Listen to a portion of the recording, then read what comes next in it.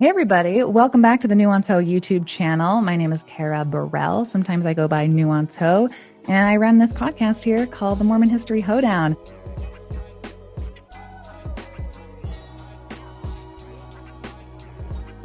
You might know me for, funny TikToks or different takes on the Mormon to ex-Mormon journey, faith deconstruction, stuff like that. But there is a lot going on with Israel and Palestine right now, and I think that it is important to discuss things that I don't know if my audience would always be able to digest or investigate, and I'm hoping to bring a nuanced perspective to this topic and go over it really thoroughly and in detail. I have a multi-part series starting with this episode right here, and especially with my niche in talking about Mormonism specifically. I come from a very Zionist type Mormon family. My parents have been to Israel, and my dad wears a kippah for some reason. I have a viral video about that. I wanted to start this episode first and foremost by talking about a lot of the different influences that I grew up in, and how those kind of influence the ways that we understand what is happening in the world. And when there's so much bloodshed going on, what kind of things need to be deconstructed to be able to have a more objective view at the information that we're seeing. Another part in this series, I'm calling decoding genocide, talking about history and definitions and cases, because the things that are going down right now have such serious implications on the world, the wars our country is involved in, could be involved in, what the history is, and giving people a lot better understanding of how propaganda in this conflict is used, sometimes on both sides, and just the portrayals from the media that sometimes are extremely biased, and the reasons that they're biased, and how we can, what kind of lenses, what kind of lines that we want to be able to read through. And then for another video, I also want to talk about human rights directly related to the Israel-Palestine conflict. Given somebody said to me that okay, good luck. If I was to talk about that, it'd give me hives for a week. Don't worry. I've had bouts of tremendous amounts of anxiety to make this video. So if you want to support this channel, it's super important to get reoccurring donors, and you can find all the links down below to my donor box. My Venmo and my Patreon are all great ways to support this. There's also a good possibility that some of the stuff that we're talking about is so heavy that it could possibly get a limited monetization. So I've worked really hard and read a lot of things and put a lot of things together. So if you see that and appreciate it, throw your girl some change. I have a guest for today that is going to co-host this with me. I want to introduce my friend Lindsay. Welcome to the program. Lindsay, thank you so much for doing this with me. If you don't know, my pal over here at Socialisty Awkward. I said it wrong, didn't I? It's unexpectedly hard to say, I guess. Socialistly Awkward. Socialistly Awkward on Instagram and TikTok. And she does amazing takes, especially about politics and things that relate to the ex-Mormon community. You've had some great, give people a rundown of some of the topics that you cover. Ex-Mormonism, politics, a lot of Idaho politics. I break that down, try to add facts to the discussion. There's a lot of misinformation going around. Get people information about what resources there are, what rights we have, what rights we don't have anymore. Some national political stuff. I try to do it with humor and sarcasm. So that's kind of what you can find on my channel. The Idaho Nuanco, I like to call her, yes. That I just made up that name for you right now. I had been thinking a lot about how I wanted to possibly do something for my YouTube channel and my podcast, kind of as the introduction to understanding what is going on in the world right now. And so much of the framework that I was given as a child growing up in Mormonism is around this concept of Zionism. And I loved the video that you did. And as somebody who has deconstructed the Mormon faith, you have too, right? So I think we both share that kind of angle, have a very, very nuanced approach of how I want to take this. So don't worry, you're so safe in my dirty commie hands right now. Just kidding. Anyway, I totally understand that this is a very, very heated topic, and you're talking about war and religion and promised land and when people are, Mormon and people like my parents approaching subjects like this, it's kind of just an already done deal of like who the good guys are and who the bad guys are, and not understanding that, multiple angles can be right at the same time. There can be multiple bad actors at the same time and everything, and infusing a lot more nuance and understanding the wide scope of what history has taken place that, we can now judge and try to understand as our country that has many, many billions of tax dollars going to aid in Israel, what our kind of responsibilities are as voters and citizens to be educated on this. So with that being said, so take me through your concept of Zionism as you understood it, and then how you deconstructed it. And then if you also can, what the response has been since you've kind of published videos on that.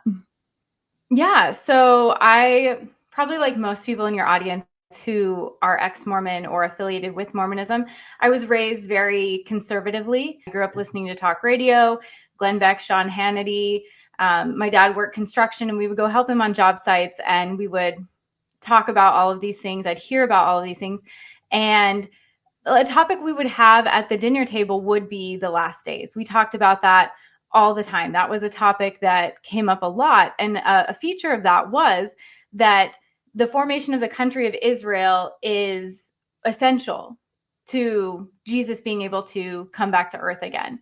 And we would talk about the interplay within Mormonism between the temple in Jackson County that needed to be built and the temple in Jerusalem, the two Mormon prophets going to Israel, and how everyone at that point would hate Jewish people or be fighting against them or fighting against the country of Israel.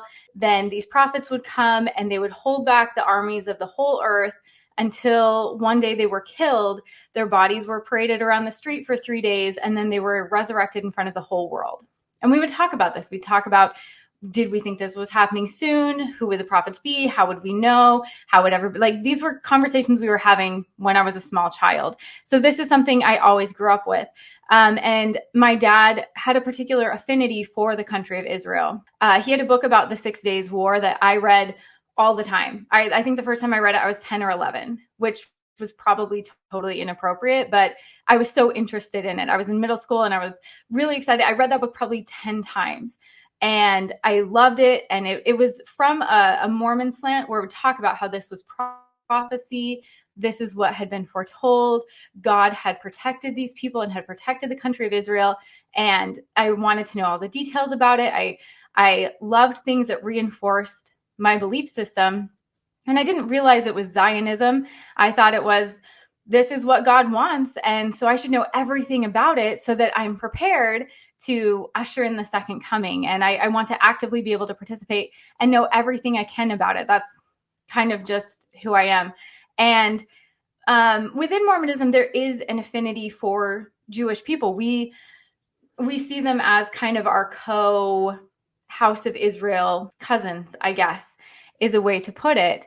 And I would read about Judaism. I was really interested in it. And even at one point, when I was like 14 or 15, I stopped eating bacon and pork because I was like, no, I think Jewish people got that right. And I need to be living like a higher law. And I didn't eat bacon for like 10 years. And I thought it was my parents, like showing my dad also doesn't. Yeah. And I, like, in my zealous little teenage heart, I thought that was like, I'm showing affinity for my House of Israel cousins. And, I think, I want to try to live the law like they do. And so that's how strongly I felt about this, and how much I had just like really strongly supported Zionism and felt that, and it was always framed like, well, the Holocaust happened. And so obviously they need a safe country with infrastructure and a system that protects them, because when they don't have that, the Holocaust happens. I think there's, in your kind of Mormon brain versus when you become more nuanced, it's like, I know certain things for sure. Like the Holocaust happened, 6 million Jews were ruthlessly hunted down and murdered. There's some things that just are true across the board, religious or not. Then when you add in these perspectives, that are so ingrained within Mormonism about the Book of Mormon, that Lehi and his family had to build this boat and leave Jerusalem. And there's a second promised land, which is the American Covenant. That is the land of the United States is also set apart as the second holy land. Israel is one, and the United States of America is one. And so it is, your basic understanding is like the Jews had to leave their holy land and they came over here for a second land of inheritance. And so when the time is right, after enough persecution and after they are righteous enough, the Mormon church will be able to build a temple, and Jesus Christ is going to have a throne in his American temple and also in his Israeli, and also in his Israel temple and Jerusalem. Yeah. And also in his Jerusalem temple. Thank you. And these things are like very matter of fact. So that was my belief system growing up. I was very zealous about it. And in the TikTok I posted, I had a discussion with a friend who had at that point recently left Mormonism. And we were discussing, it was 2011, I believe, or 2012. And we were discussing what was going on in Gaza and the West Bank and with, Israeli government and what all was happening, and discussing, different aspects of it, different things that were happening in the Golan Heights at the time. And my friend said, well, Lindsay, people are dying. Like, Palestinians are being killed. Their homes are being taken. And like that has to factor into this discussion, their lack of power, their lack of even legal repercussion for what is happening for them, the lack of worldwide support for what is happening to them. They don't have that like Israel does with the US. And I thought I was being really clever, or kind of like I'll nail you down. And this is, you can't, like, how could you even refute this? And I said, well, you know how this ends. So how can you even say that? How can you even try to side with the Palestinian people, because you know how this ends? And he was very gracious. He didn't have to be as gracious as he was, but he was very gracious about saying, are you serious right now? Like, we're talking about people. Like, we're actually talking about people dying, and you just want to make a religious point. You want to make a political point about something that you religiously believe that probably has no bearing on these people who are losing their lives and access to their homes and their property. And at the time, I felt really good about my position. But as I left Mormonism, that was one of the things I started to deconstruct more and more and more, was that how much of my belief system about that had been to uphold Mormonism. And that the Zionism that I upheld it because it reinforced my belief system and reinforced this idea that I was right, and that there would be geopolitical evidence that I was right, and my political and religious belief system were right. And that as I was deconstructing that religious belief, suddenly I was like, wait, maybe Zionism isn't it, or maybe this is much more nuanced than I thought.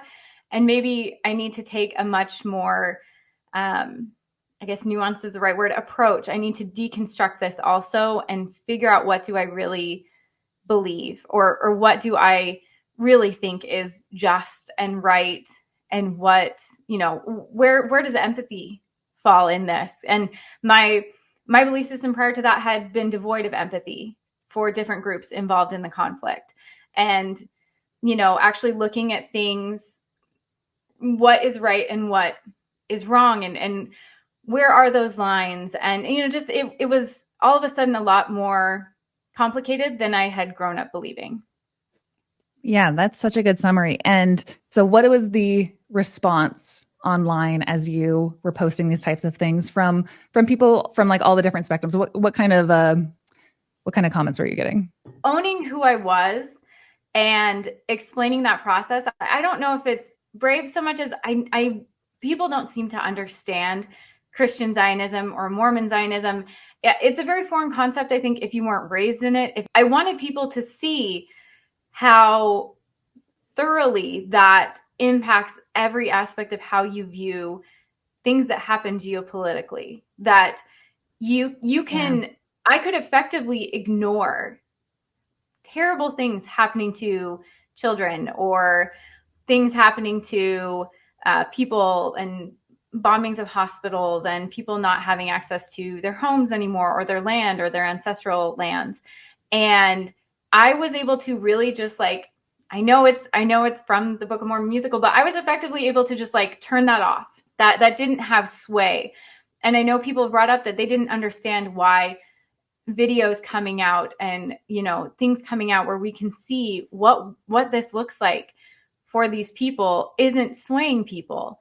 And I had seen some of those things my whole life. Like, I had been aware about the Oslo conversations in 1994. I was little, but like that was a conversation I'd had with my family when I was a little older, and we talked about that. I'd seen things that had happened in Israel, in West Bank, in Gaza, and it didn't change my mind, because you can effectively turn off your empathy, which is probably a coping mechanism, or a way to just avoid that cognitive dissonance. And so I made a follow-up video talking about that when you talk about those things and you're looking to develop that empathy, or show that when you need your belief system to be right, when you need your perspective to be right and your religion to be right, you can ignore a lot of things and turn off that empathy to perpetuate your belief system.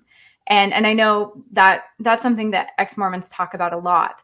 And I wanted people to see that and see what that thought process looks like in practice, because that is something people have really expressed, that they don't understand why their mom, dad, siblings, neighbor, coworker doesn't seem to express any empathy, even when they discuss exactly what's going on or see like these graphic, horrifying videos. And I wanted people to see how appeals to empathy don't always work if you're really committed to maintaining a specific belief system. I did have a lot of people call me out and say that my discussion about how I had gone from being a Zionist to no longer being a Zionist was anti-Semitic.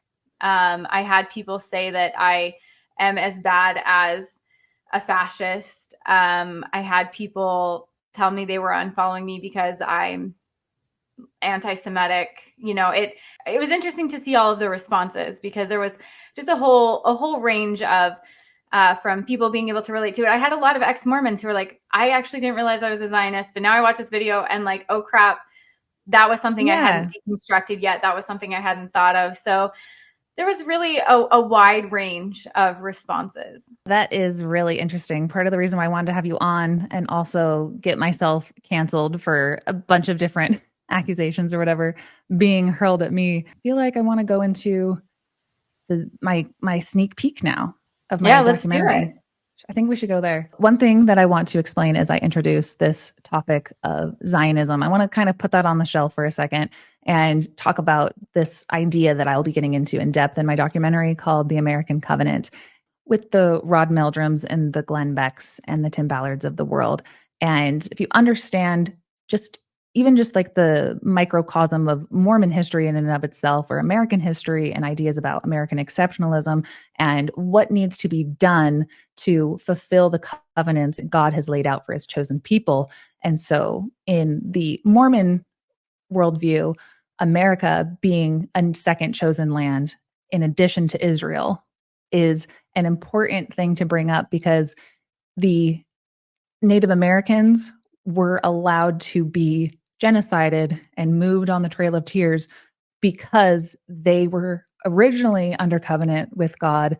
The Native Americans that we know that are indigenous populations of the American continent today, those are actually Jews that sailed on a boat to the Promised Land, were in a covenant with God. They messed it up. God turned their skin dark. They are out of covenant, but this land is still a covenant land, and it is like Mormons' responsibility to convert as many people to Mormonism to bless this nation, and that God will only smile on a nation if they are living up to their covenant. And so the things that they talk about are completely in line with what they also believe about Israel, is that Israel, now that the Jewish people are able to reside in Jerusalem and in that region, that means that God is back in covenant with the Jewish people in that region of land, and that because the Mormon church was restored in America, that we are now, the Mormons are the ones who are in covenant with God to protect that land in America as well. Timothy Ballard. The name of the book, again, is The Covenant, available everywhere. I went to some of the biggest scholars on American history, and I said, listen, I have a theory. I have a theory that we made a covenant, starting really with Columbus. Really, then again, it really took shape with the Pilgrims. They honored that covenant. And George Washington and the founders made a covenant with God. It is the reason why we were founded, why we were protected, and why Israel was established. And we won't make it because now we've accomplished that one task. The question is now, are we over? Because I believe all the founders saw it, or do we renew the covenant? Every single one of them said, you won't be able to prove that. I hear about somebody who's working on the covenant, the founding fathers. You guys have got to get together with Tim Ballard because you won't believe what he's found. It's exactly the same thing. Senior apostle and one of the church's #1 talker to God guys, M. Russell Ballard, became friends with Tim Ballard as well.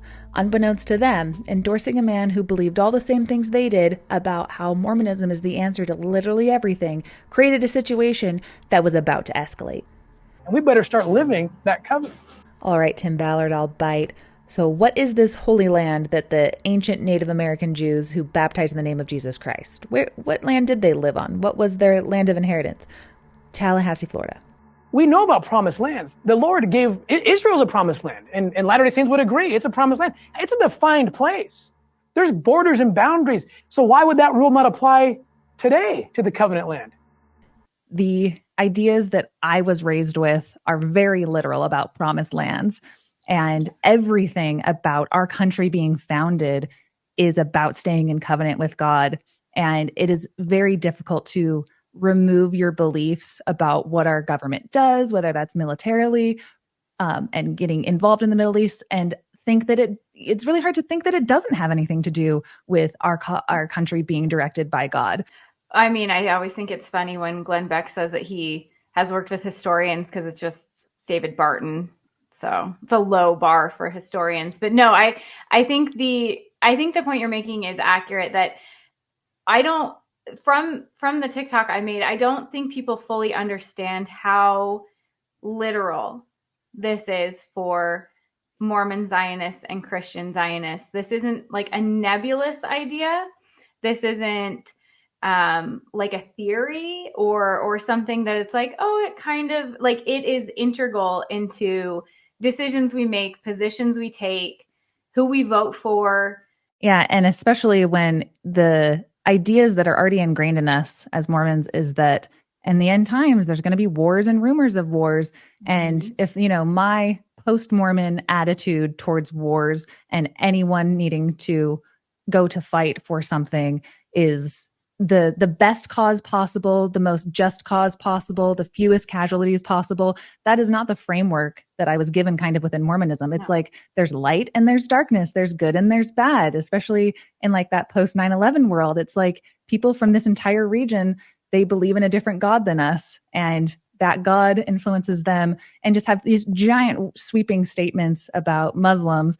And that's not what anyone should be able, no one should be able to say that because wars are supposed to be happening, then we can kind of vote for policies and turn a blind eye to things that cause unnecessary casualties just to bring about the end of times that is prophesied in the religion itself, because it's usually somebody else. It's always somebody else on the other side of the world that war they need to go die in, that is the ends to the means of your God bringing Jesus Christ back. But if you're the one where your family is getting bombed and the wars that they're talking about are in your Provo, Utah residence, that wakes you up a lot differently. It's just people are very far removed from what it means to hold so tightly to ideas that should be a lot more flexible. Exactly. Well, and I even think too, like a slight pivot, but a related pivot. I don't think people understand fully how, coming from this Mormon background, but I don't think it's just Mormonism. I think this can be within a lot of religious groups, how you are conditioned to justify death. And like specifically from the Book of Mormon, when Laban gets killed and the rhetoric is, well, it's better for one man to perish than an entire nation to dwindle and perish in unbelief, Sorry, I've been out for like almost a decade. I don't remember if I'm quoting it right, but or this idea that in the Americas, and this is also within the Bible, that God would allow entire cities or entire groups of people to be killed, man, woman, and child. And they talk about pregnant women being killed in the Book of Mormon. And it's justified by saying, well, they were unrighteous. And so the kindest thing that could be done is them to be killed so that they can accept Christ in the next life. And so we were conditioned, like, looking at that now, that's horrifying. That from being a child, a really young child reading this scripture, I was conditioned that death of your enemies is okay. And even is desirable because then they can repent. Like, it's fine. It's not like life ends for them. They just will continue on in another sphere where they can accept Christ. And so it's not like the worst thing that can happen to them, especially if they were allowed to keep living and living this very sinful life or rebelling against God. Then the most merciful thing to do would be to kill them. And now, like, even me saying that, I'm horrified and disgusted, but that was something I really believed. That was something that I thought was real. And I look at how I viewed the world post 9/11, and I was a teenager, but that very much influenced my belief system. And I heard adults around me saying things like, well, it's okay if they die. This group of people, this group of particularly Arab and Muslim people, that it was okay if they died because men, women, and children, because then in the next life they could accept Christ, and they had fought against God's people. And I'm honestly like just horrified, even just saying that I believe that and use that as justification for things that happened. Mm-hmm.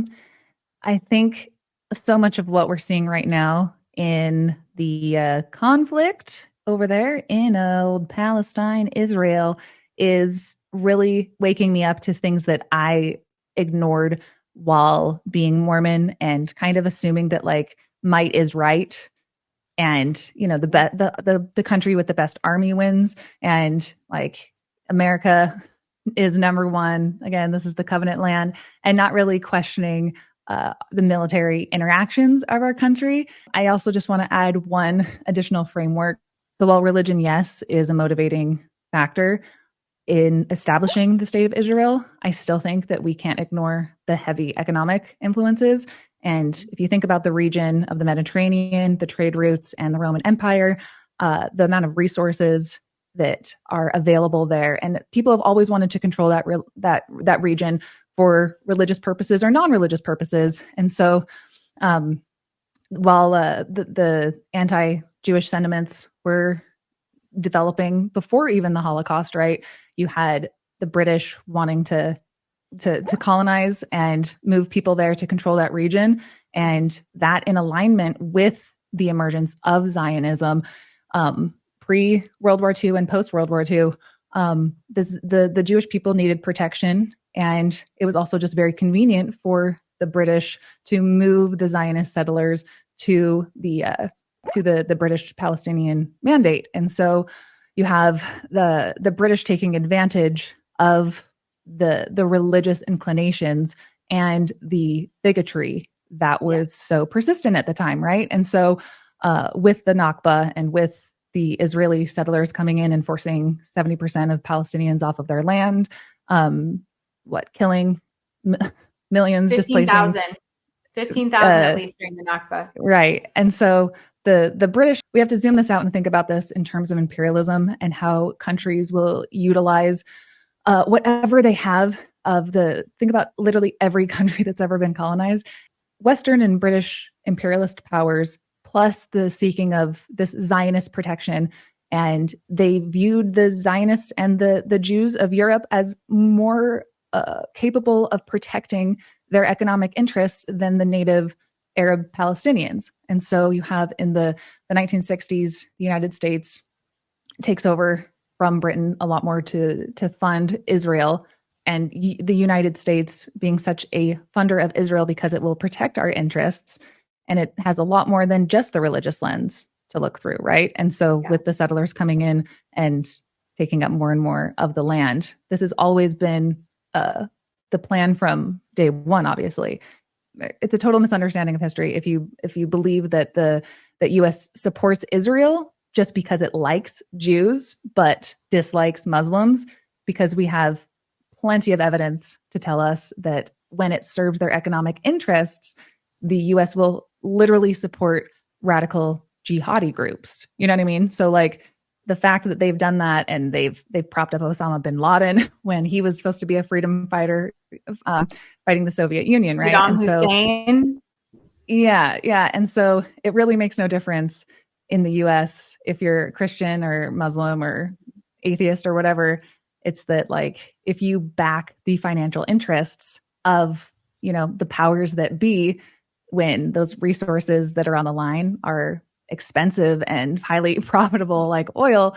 So I think it's just important to note that yes, there's going to be religious conflicts between people claiming land and saying that they have the right God, and have bigotry flying all around. That's kind of the conversation that we're used to having. But I think it's more interesting to when Biden says things like America will always protect Israel, because protecting Israel and protecting America's economic interests in that region of the world is more important to them than protecting the lives of innocent civilians. So that's why we're kind of seeing so much of the bloodshed that we're seeing at exponential rates that we didn't see before. And one example would be, like, we've been helping Ukraine in fight against the war with Russia, and the ways that you can see our policymakers and our country talk about the atrocities of the Russian government against the Ukrainian people, when the casualties from the conflict and that has started just what we're at just in the last couple of weeks since October 7th, the casualties of the Palestinian people are 100 times worse and happening at an exponentially faster and higher rate. But the ways that we even talk about it, because our interests lie in our economic interests lie in aligning with certain governments. I'll say, when the interests of communities all around the world and different populations are at odds with Western powers and imperialist powers and what their pursuits are, you're going to see conflict, and you will understand better why we turn a blind eye for not just the religious reasons, but also, Western companies seeking to use religion and already kind of tribal warfare that's existed in the region for their benefit, for oil, labor, and so forth. Oh, 100%. And I have seen a lot of people say, like, well, this is why I hate religion, or this is why religion is so problematic, which is a discussion we can have, but I think is a very kind of simplistic view on what is happening, or it's discussing one aspect of it, ignoring all of the other components of what is going on. That it's really easy to then just say, like, I hate religion, without really delving into what is going on. Something else, just to like slightly go back a little bit, I think something that doesn't get brought up enough is that after World War II, we kind of act like creating the country of Israel was because we were so kind and so benevolent and really just like trying to make up for World War II. When, let's be really clear, Europe didn't atone for what happened in World War II. They didn't give people their houses back or their businesses back. They didn't get to go back to their communities. They were invited to go halfway across the world, because it wasn't like suddenly there wasn't anti-Semitism in Europe. It's not like people's minds were suddenly changed. They still didn't want Jewish people in their countries or on their continent. They just didn't want to have to face what had happened. We act like this was benevolent. Benevolence would have been, here's your house back, here's your property back, here's your art back, here's your business back. And that's not what happened. We were like, how about you can go over here and fight and colonize indigenous people, because like, yeah, we're your friends because we're going to support you in doing that. And we don't talk about the fact that this wasn't benevolent. This wasn't something that like you said, it economically benefited us. And then we could, kind of portray to the world, like, look how kind we are. Look at how we're sticking up for them. When we didn't stick up for them during World War II. We didn't stick up for them during the Holocaust. Nobody stood up. Nobody stuck up for them. And then afterwards we were like, how about you go over there? How about you just live over there now? And I think we like to comfort ourselves by thinking like, we supported them and, we sent them back to that land because we really supported them, when that's not the reality. That's not what really happened. That wasn't why. It wasn't the fact that we were trying to make up for what had happened. It benefited us economically. It gave us a foothold in that region that was, like you said, notorious for issues and conflict and unrest. And it gave us an ally that in some ways was beholden to us. And I think that's part of the discussion that doesn't always get brought up, and definitely wasn't something I thought when I was a Zionist. I was like, oh my gosh, we were so kind, which wasn't real. Yeah. And also just want to put that out there is I completely understand how much this conflict, as it has risen right now, that there are stupid, bigoted people out there in the world who attribute so many sweeping, who attribute certain things to certain groups and have very small-minded thinking. And there's been a rise in, hate crimes from anti-Semitism and attacks, and also people who are Islamophobic. And I've heard lots of stories and lots of videos of people, in both types of camps, feeling really unsafe right now. And that's just, again, what I would say is another unfortunate fallout of not just, religious differences are one thing. So many countries, people can live in peace with these religious divides. But when you're at war now with each other, my beliefs that when I talk about Mormonism, are very much rooted in all of the same things. I can't describe it. It's just about power and dynamics. And when there's misunderstandings, and when you can use indoctrination to breed a type of bigotry that will be able to carry out some people, they contain a small percentage of the wealth. You could call them the 1%. Everyone in the listening is like, okay, Bernie Sanders. All I'm saying is that there have always existed powers that be that can use the bigotry in different societies and utilize that for their economic benefit. It's just taking the mask off and sometimes really seeing what the story is about instead of the surface level of kind of what our standing is about, because there are powers that be that don't want us to think bigger about who are the puppet masters who are controlling the situation. And this is the time in which there's so much bloodshed. There's so many children and screaming families buried in rubble, and people being gunned down in the streets, taken from their beds on both sides, the most horrible atrocities that are happening. And to blame it on just, one thing or one idea or one thing, I think is just too simplistic for the devastation of this conflict and the broader topics that need to be discussed. I said war. Good God, y'all. What is it good for? Absolutely nothing. Say it again. Well, the Idaho nuance ho, Lindsay. Thank you for my Idaho alter ego. They're on TikTok talking about all the things that are adjacent to the nuance ho subjects that are so fascinating and interesting to me. You are such a bevy of knowledge. Thank you so much for sharing everything. Audience of mine, please throw some love Lindsay's way for spending so many hours with me to create this series. So this has been an illuminating discussion, and I'm so grateful that I was able to have it with you, of all people. Somebody I found on my For You page and said, she's got the right stuff. Well, thank you for having me on. I think I need a t-shirt. I think I need a shirt now that says bevy of knowledge. So I thought you were going to say Idaho nuance ho. Is that? I could sell one to so many fans in Idaho. I'd be rich. Idaho all dozen of us.